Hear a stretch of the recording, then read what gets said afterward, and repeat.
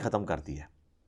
صحیح مسلم میں حدیث ہے 2005، امام باقر علیہ السلام جو امام زین العابدین کے بیٹے ہیں اور مولا حسین کے پوتے ہیں، انہوں نے روایت کیا جابر بن عبداللہ سے، اور امام باقر سے ان کا بیٹا امام جعفر روایت کرتے ہیں 2005 نمبر حدیث کے، نبی علیہ السلام جب کبھی بھی خطبہ دیتے تو فرماتے اما بعد فإن خیر الحدیث کتاب اللہ وخیر الہدی ہدی محمد صلی اللہ علیہ وآلہ وسلم وشر الامور محدثاتها وکل محدثۃ بدعہ وکل بدعۃ ضلالہ وکل ضلالۃ فی النار۔ آگاہ ہو جاؤ، سب سے بہترین کلام اللہ کی کتاب ہے، سب سے ہدایت یافتہ راستہ محمد صلی اللہ علیہ وآلہ وسلم کا ہے، بدترین کام وہ ہیں دین میں جو خود سے داخل کیے جائیں، اس طرح کے تمام کام بدعتیں ہیں، تمام بدعتیں گمراہیاں ہیں، اور تمام گمراہیاں جہنم میں لے جانے والی ہیں۔ اللہم اجرنا من النار، آمین۔ تو جب آپ نے فرما دیا کہ ہدایت یافتہ راستہ میرا ہے، کل کو کوئی شخص جو ہے مغرب کے 3 کے بجائے 4 فرض پڑھے اور کہ جی میں نے زیادہ ہی پڑھے، اس میں کون سا غلط کام کیا ہے؟ نہیں، نبی علیہ السلام کے بتائے ہوئے میں آپ نے خود سے چیزیں نہیں ایڈ کرنی۔ بخاری اور مسلم دونوں میں حدیث ہے من احدث فی امرنا ھذا، جس نے ہمارے تعلیم کی ہوئی دین میں کوئی چیز داخل کی فہو رد، تو مردود ہے۔ ہاں، دین اصل اپنی جگہ پہ موجود رہے، آپ اس کو فیسیلیٹیٹ کریں تو آپ کو ثواب ملے گا۔ وہ صحیح مسلم میں حدیث ہے جس نے دین میں، اسلام میں اچھا طریقہ جاری کیا، جتنے لوگ عمل کریں گے اس کا ثواب اسے ملے گا، اور جس نے عمل کیا اس کے ثواب میں بھی کمی نہیں ہوگی، اور جس نے جاری کیا تھا اس کو سب کا کمبائنڈ ثواب ملے گا، اور جس نے برا طریقہ جاری کیا تمام کا وبال اس پہ ہوگا، اور وہ جو خود کر رہے ہوں گے ان کے وبال میں بھی کمی نہیں ہوگی۔ اس میں الفاظ ہے سنتن حسنتن، یا حالت رفع میں پڑھیں سنتن حسنتن اور سنتن سیئتن، اچھا طریقہ اور برا طریقہ، اچھی بدعت اور بری بدعت نہیں۔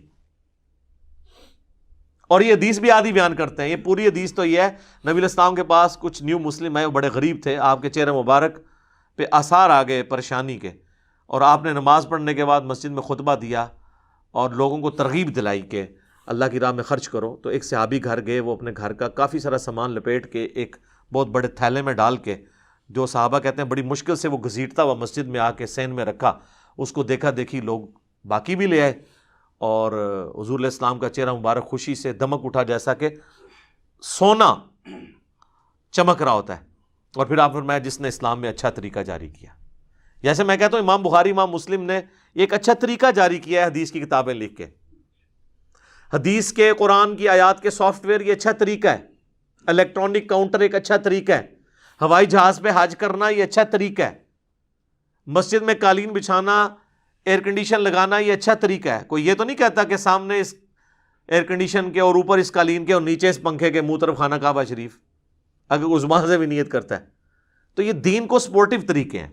اس طریقے سے دین کو سپورٹیو طریقہ یہ ہو سکتا ہے کہ آپ قبرستان اگر دور ہے تو کسی بڑی گاڑی میں رکھ کے میت کو لے جائیں، اچھا طریقہ ہے۔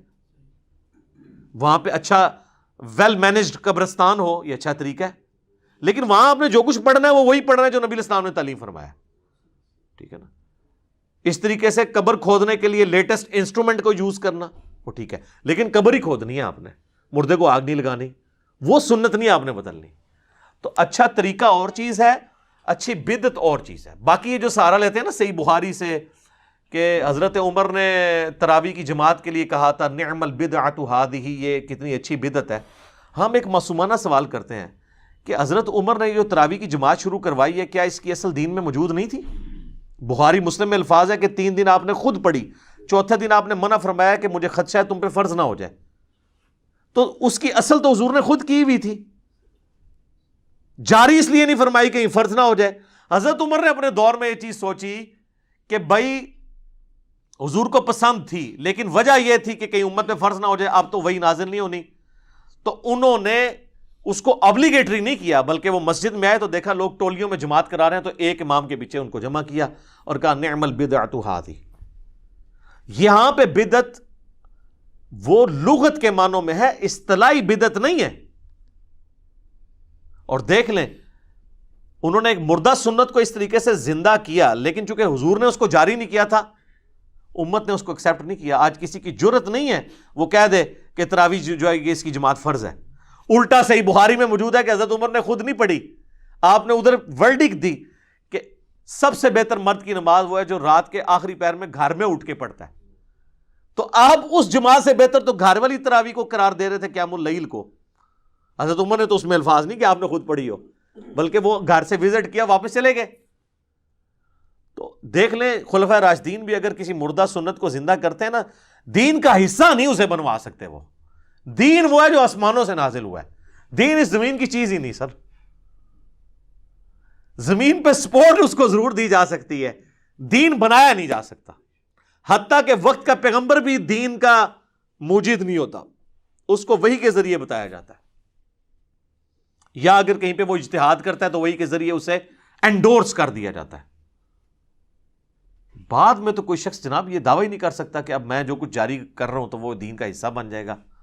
بہرحال یہ بدعت ایک ڈیفیکلٹ ٹاپک ہے، اس میں اہل حدیث بھی بہت ایکسٹریم پہ چلے گئے ہیں اور اس کی وجہ سے ان کو پھر بھگتنا پڑ رہا ہے.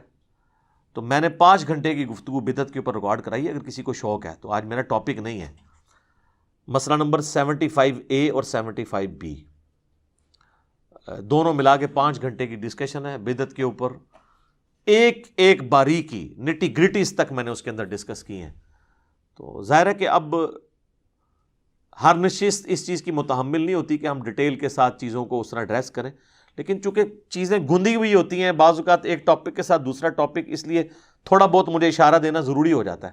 بہرحال آج کی پوری گفتگو کا لب لباب یہ ہے کہ جو شخص مر جائے، مرنے کے بعد آپ نے اس کے لیے نماز جنازہ پڑھنی ہے، یہ اس کے لیے نفع ہے اصالہ ثواب کی فارم میں.